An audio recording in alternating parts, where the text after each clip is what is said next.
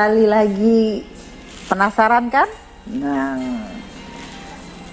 ya sekarang saya mau melanjutkan apa yang pengalaman daripada catatan Francisca.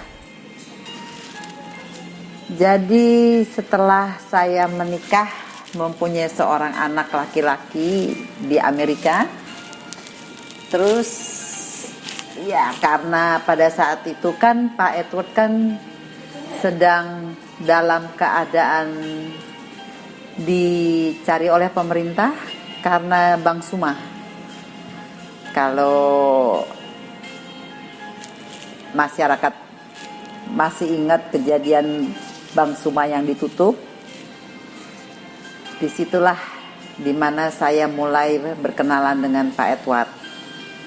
Sampai saya harus menjual harta saya untuk melanjutkan kehidupan dan sekolah anak-anaknya. Kan semuanya account di bank ditutup, semua harta semua dibekukan oleh pemerintah. Nah, disitulah mulai saya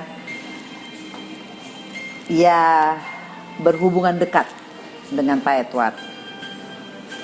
Kemudian saya menikah, mempunyai anak, dan saya mulai bekerja lagi untuk menghidupkan keluarga kita sendiri.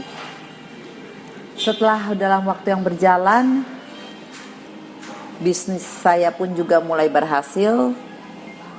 Saya juga bisa membantu membiayai kehidupan dari Pak Edward, menyekolahkan anak, sampai terakhir Pak Edward itu tiba-tiba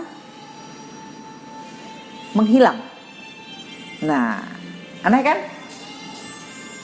Saya juga nggak tahu kenapa tiba-tiba dari yang selama ini sebegitu dekat saya dengan Pak Edward dan anak-anak, tiba-tiba Pak Edward itu pergi ke luar negeri tanpa mengajak saya. Disitulah saya baru merasa bahwa ada sesuatu yang janggal. Tahun 2000, ya, sampai dengan tahun 2000. Nah, ternyata setelah saya selidikin, tiba-tiba ada artikel keluar di koran tokoh yang mengatakan bahwa Pak Edward akan mengakhiri menduda. Hebat. Buat saya itu suatu yang sangat hebat. Tapi walaupun bagaimana, saya tabah karena saya punya Tuhan. Dan saya ada anak kecil yang saya tetap saya bimbing, dan saya tidak mau memberikan kesan-kesan jelek kepada anak saya mengenai ayahnya dan keluarga daripada ayahnya. Disitulah saya juga mulai belajar bagaimana seorang Edward yang dulunya tidak mempunyai apa-apa karena permasalahan dengan pemerintah, sampai sudah mempunyai suatu pekerjaan yang jelas dari hasil kehidupan kita bersama. Saya mulai pelan-pelan disingkirkan, dan mulai Edward ini meminang seorang wanita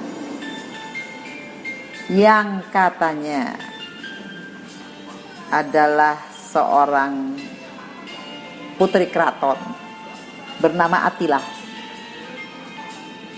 Tapi setelah punya selidik, ternyata Attila ini adalah teman lama daripada salah satu teman saya. Jadi ya, saya tahu dia adalah bekas daripada simpenan Maman Sukasah yang mana adalah salah satu direktur daripada perusahaan, salah satu dari perusahaan Pak Edward sendiri, dan pernah menikah dengan Henry Siahaan, mempunyai anak satu, tapi tidak pernah diakuin.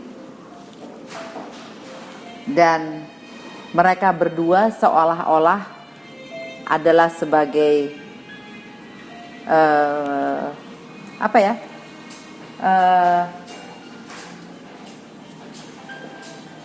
perjaka dan putri yang sangat dihormatin. Ya buat saya nggak masalah. Dan saya pun setelah itu saya melakukan perjanjian kepada Edward sesuai dengan sebelum kami menikah, bahwa Edward akan menanggung biaya daripada sekolah dan kehidupan anak yang kita miliki. Walaupun itu pun tidak terpenuhi, tetap selama itu saya bekerja sendiri, saya menghidupin anak sendiri, saya menyekolahkan mereka. Walaupun Edward meminta uang atau istilahnya pinjam duit pun, saya tetap mengasih dan saya mempunyai tanda terima yang asli. Semua apapun yang saya jalanin selama ini, semua ada bukti, ada dokumen asli. Jadi catatan yang saya ceritakan ini adalah catatan yang asli, bukan dibikin-bikin, bukan istilahnya mimpi daripada seorang Francisca. Tidak. Sampai sekarang pun juga, apapun Edward, walaupun dia sudah di penjara, dia tetap telepon saya, minta bantu saya, dan itu semua ada buktinya. Nah, kalau masih mau mendengar cerita-cerita daripada catatan Francisca, ikuti channel saya, Catatan Francisca.